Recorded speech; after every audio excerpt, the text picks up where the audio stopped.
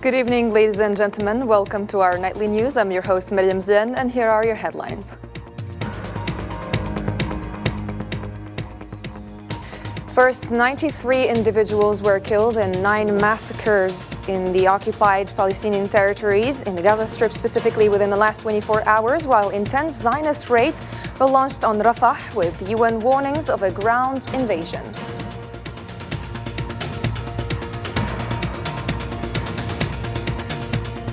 Also coming up, Algeria stresses on the necessity of holding accountable those involved in smuggling weapons in the Darfur region.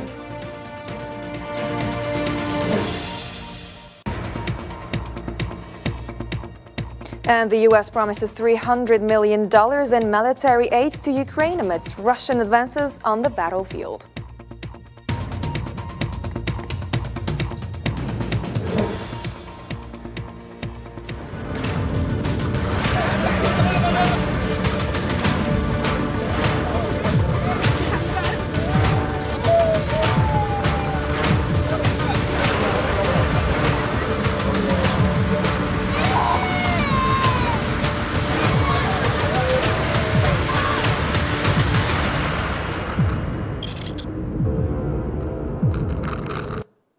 Welcome again to the program. Palestinian Health Ministry in Gaza said that the occupation forces committed 9 massacres against families in the Gaza Strip, in which 93 people were killed and 142 were injured during the last 24 hours. This brings the death toll from the Zionist war on Gaza to rise to 31,819 martyrs and 73,934 injuries, according to figures announced by the Health Ministry in the Gaza Strip.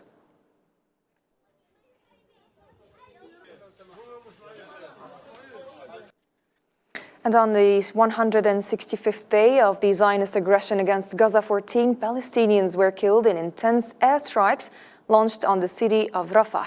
Under international criticism, occupation Prime Minister Netanyahu informed U.S. President Joe Biden to send a joint team to discuss possible military ground operation. Marwa Bilawar.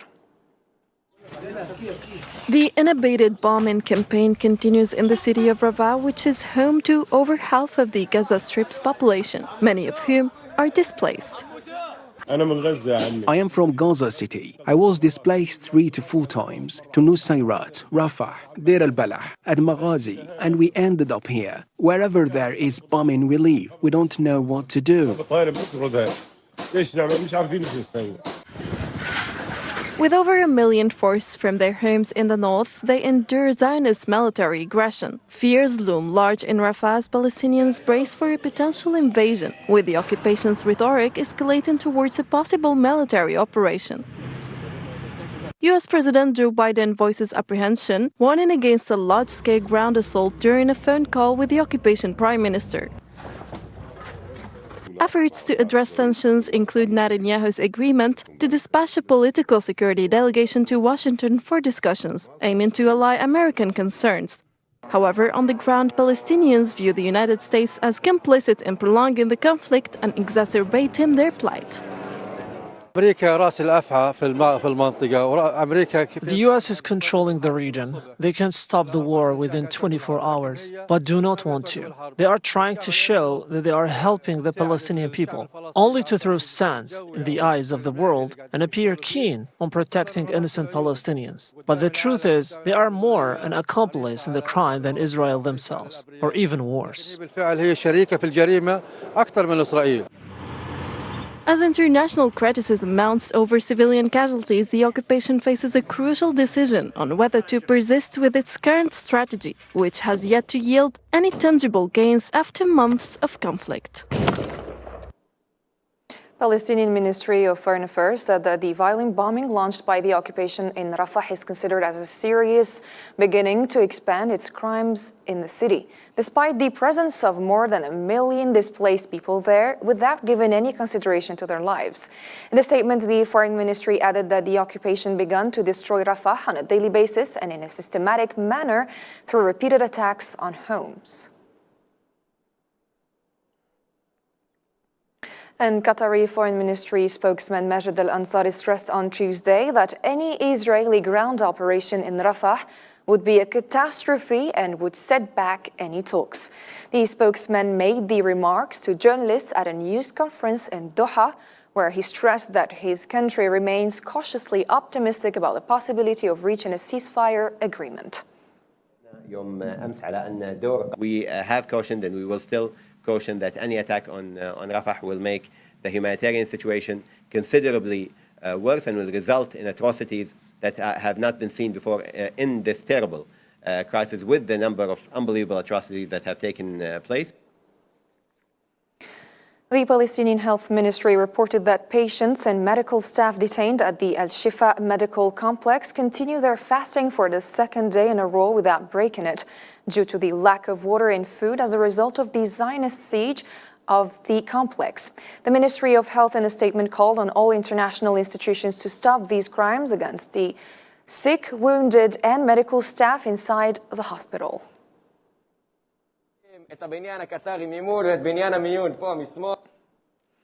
The Palestinian Islamic Resistance Movement Hamas said that the continued Zionist aggression against the Al-Shifa Medical Hospital and the surrounding area through its repeated targeting of citizens' homes in the district of the hospital is a Zionist attempt to cover up its failure to achieve any of its declared military goals.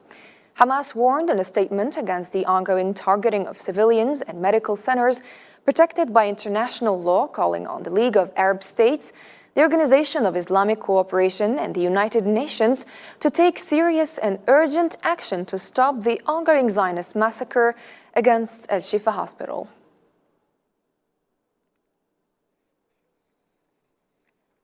In a harrowing turn of events, survivors of Zionist attacks were compelled to evacuate the Al-Shifa medical complex in Gaza City. Occupation forces stormed the hospital, arresting media personnel, medical staff, and patients, while others were forced to flee southward, thrust into a new phase of suffering marked by displacement, disease, and hunger. Hussein Birkan.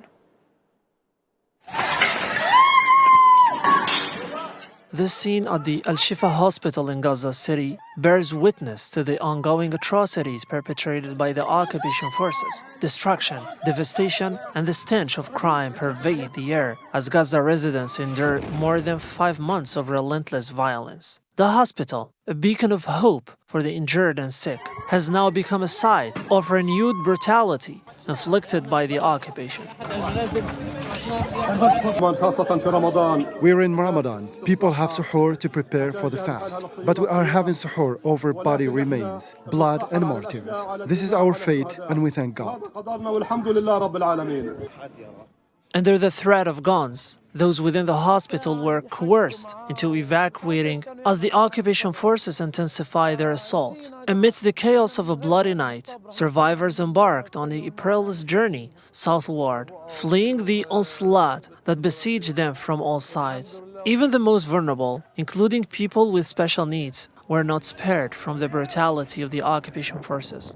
As Gaza residents embark on a new exodus in search of safety, the false promises of safe areas in the south crumble in the face of continued massacres perpetrated by the occupiers. What made me leave was the situation. The situation is difficult. There is no food or drinks or anything. We expose ourselves to danger. We go to the Kuwaiti roundabout to get flour. It is with difficulty that we can get it. Yesterday, there were a lot of martyrs. One of them, I have a brother in the Al-Shifa hospital who has been cut off in half. He has been dismembered. He is in Al-Shifa hospital. I keep taking risks for the flour, and no one is helping us. We don't accept this situation. The plight of the people of Gaza continues unabated as they grapple with the horrors of displacement, violence, and deprivation. Despite international outcry, the Zionist Holocaust unfolds with impunity, leaving a trail of devastation in its wake. As the world watches, the urgency to end the atrocities and hold the perpetrator accountable grows more pressing than ever. The United Nations High Commissioner for Human Rights has raised concerns over Israel's restrictions on aid entering the Gaza Strip, suggesting that such measures could amount to war crimes. Spokesman for the UN High Commissioner for Human Rights, Jeremy Lawrence, emphasized in a press conference in Geneva that Israel's blockade on Gaza, coupled with its ongoing military operations, may be tantamount to using starvation as a weapon of war, which is a violation of international law.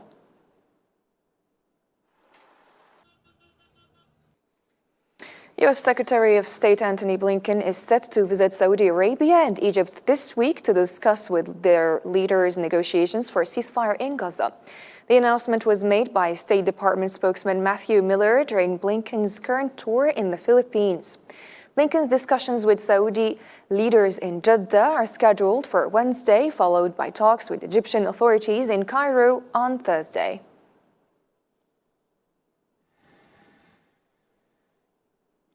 Algerian Minister of Foreign Affairs and National Community Abroad Ahmed Attaf received a phone call from his Slovakian counterpart, Juraj Blanar. A statement by the Algerian Foreign Ministry said that both sides reviewed efforts made by Algeria within the framework of the United Nations Security Council with the aim of stopping the aggression against Palestinians. The same source added that the two parties expressed their joint support for the priority of imposing a ceasefire in the Gaza Strip. Palestinian news agency Wafa said that medical sources in occupied Palestine announced the killing of 2 Palestinians, one in southern Nablus and the other one near Beit Laham in the occupied West Bank. The Palestinian news agency said that the 40-year-old citizen Fakhr Bassam Bani Jaber was hit by occupation bullets in the chest. He was later on taken to Rafidia Hospital and his death was later announced. While the second one was killed while carrying out a commando operation that resulted in the injury of 2 Zionists, one of whom was a soldier.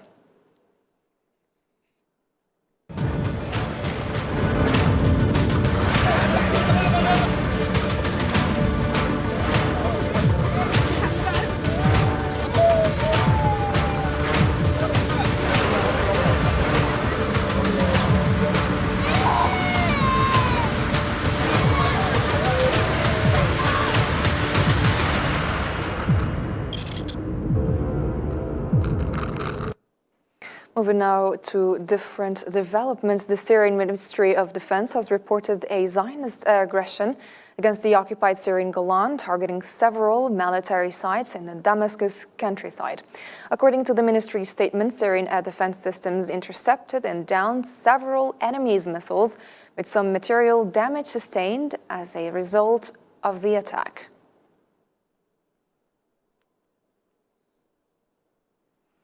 Algeria has commemorated Victory Day on Tuesday, commemorating the 62nd anniversary of the ceasefire on March 19, 1962, a pivotal moment in the Algerian Liberation Revolution. This day symbolizes the signing of the Evian Accords, which restored Algerian national independence and sovereignty. Algerian President Abdelmajid Tebboune underscored the imperative of fortifying Algerian sovereignty, boosting the economy, and safeguarding the nation's social character.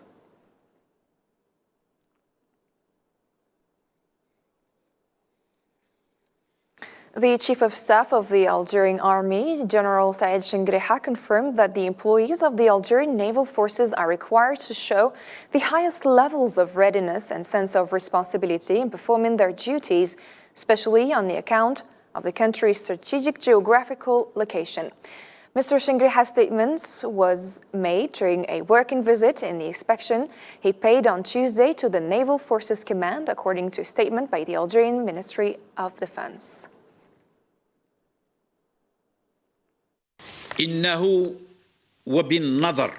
With regard to the specific nature of the mission entrusted to the naval forces, and which is mainly linked to the specificities of our country's geographical location, which overlooks the western shore of the Mediterranean Sea, which has a historic, strategic, and vital nature, not only because it constitutes a main artery for international trade and humanitarian relations, but also an arena for military and strategic competition among the main world's powers. With regard to all this, it is imperative for our naval forces, in their capacity as an essential part of the components of the People's National Army's combat forces, to perform the important duties they are entrusted with high preparedness and high sense of responsibility. In the same context, the Chief of Staff of the Algerian Army, Saad Shingriha, also urged on the occasion everyone to continue working to develop and modernize the combat capabilities of the naval forces. Let's take a listen. فبهذا الحس الرفيع With this high sense, it is my duty to remind you today of the necessity to continue the strides that we have made together over the few last years, and which we hope will culminate in endowing their performance with more professionalism and modernizing the combat and practical capabilities of our naval forces, notably through the building of ships by Algerian hands and developing a local naval industry. According to a statement from the Algerian National Tourism Office, Algeria is set to partake in the 30th edition of the International Tourism Fair, met Moscow in the Russian capital from Tuesday until next Thursday. The Algerian National Tourism Office explained that their participation in this edition aims to affirm the sector's dedication to bolstering its presence in the Russian market, which has emerged as a significant source of tourists for Algeria. Additionally, the participation seeks to promote and market the Algerian tourism product. In the previous edition, the Moscow Tourism and Travel Exhibition witnessed the participation of 768 exhibitors from 21 countries and 57 Russian regions. To Libya now, Abdoulaye Batili has reiterated the necessity of reaching a ceasefire or comprehensive political agreements to pave the way for holding elections in the country. According to a statement by the UN mission in Libya, Batili said during a meeting with the president of the High Council of State, Mohammed Takala, that elections are the only safe way towards stability, security, and sustainable development in the country. And for his part, Takala stressed the need to address controversial issues in the electoral laws promulgated by the House of Representatives.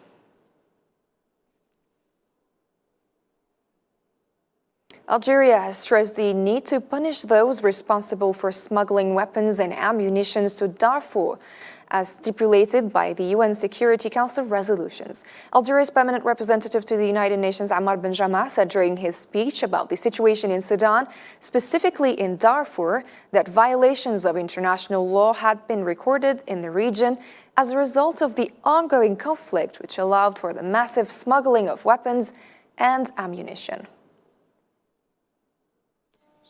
I would like to focus on paragraph 4 of the briefing.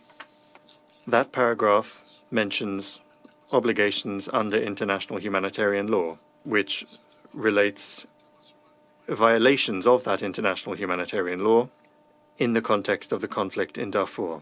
More specifically, this paragraph mentions the flow of weapons and ammunition to Darfur.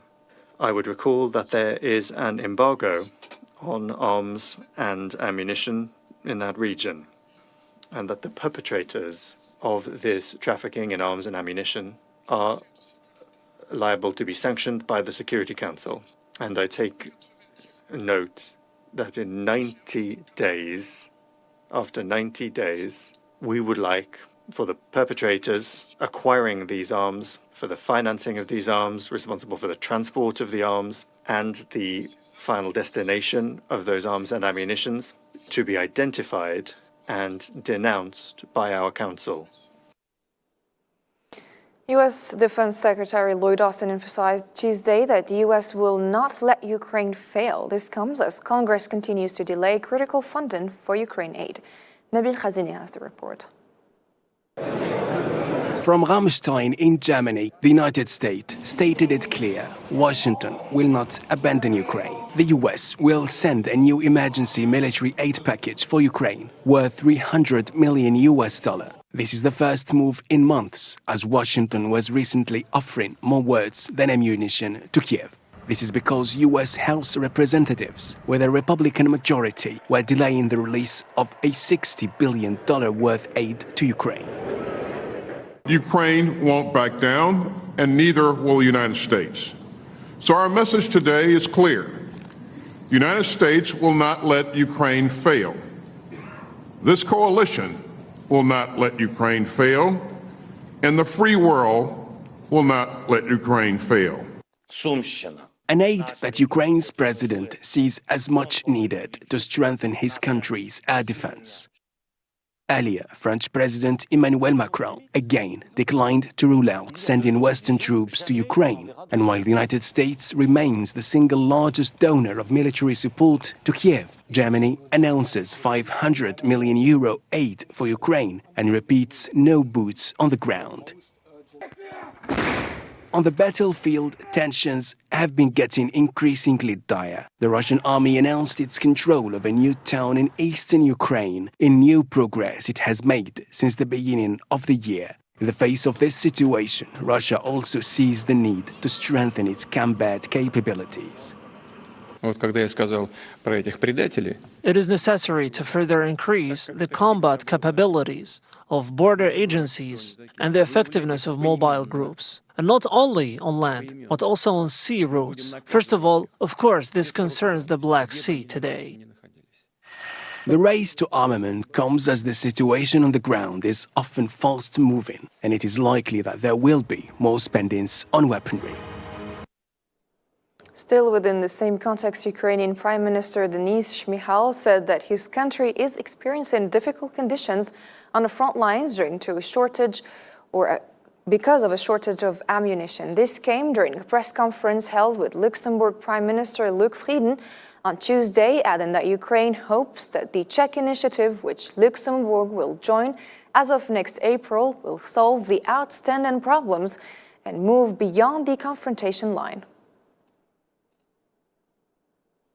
We have difficult situation on the front line because of lack of artillery ammunition, and we hope that this Czech initiative, which Luxembourg joined, will help us, and beginning since April we will have enough ammunition, artillery ammunition, to deter our front line. Kremlin spokesman Dmitry Peskov has said in a press statement that NATO's efforts to strengthen its presence in the Caucasus region does not serve the stability of the region, indicating that his country is closely following the ongoing contacts between the two sides. Peskov's statement comes in the wake of a 3-day visit made by NATO Secretary General Jens Stoltenberg on Tuesday to countries of the Caucasus region, during which he held talks with the leaders of Azerbaijan, Georgia, and Armenia. The general NATO pursuit to reinforce its presence in the North Caucasus is known very well to us and can be seen with an untrained eye. We also understand that the attempts by NATO to reinforce its presence and influence in the North Caucasus will hardly add any stability and predictability to the situation. However, those contacts are sovereign right of the states of the Caucasus. Naturally, we are keeping a close eye. China has rebuffed U.S. interference in the South China Sea, asserting that Washington has no authority to interfere in maritime disputes between China and the Philippines. Chinese Foreign Ministry spokesman Li Jian emphasized during a press briefing that the U.S. is not a party to the South China Sea issue and should refrain from intervening in regional matters. Jian further stated that military cooperation between the U.S. and the Philippines will not undermine China's sovereignty and interests in the South China Sea. The United States is not party to the South China Sea issue, and it has no right to interfere in the maritime issues between the two countries, China and the Philippines. Military cooperation between the United States and the Philippines should not harm China's sovereignty and maritime rights and interests in the South China Sea, let alone be used to pop up the Philippines' illegal position. China will continue to take necessary measures to firmly defend its territorial sovereignty and maritime rights and interests and uphold peace and stability in the South China Sea. Our broadcast has come to an end for tonight. Thank you so much for joining us, ladies and gentlemen. If you missed any part of our broadcast, you can always check it on our social media platforms. Thank you and have a good night.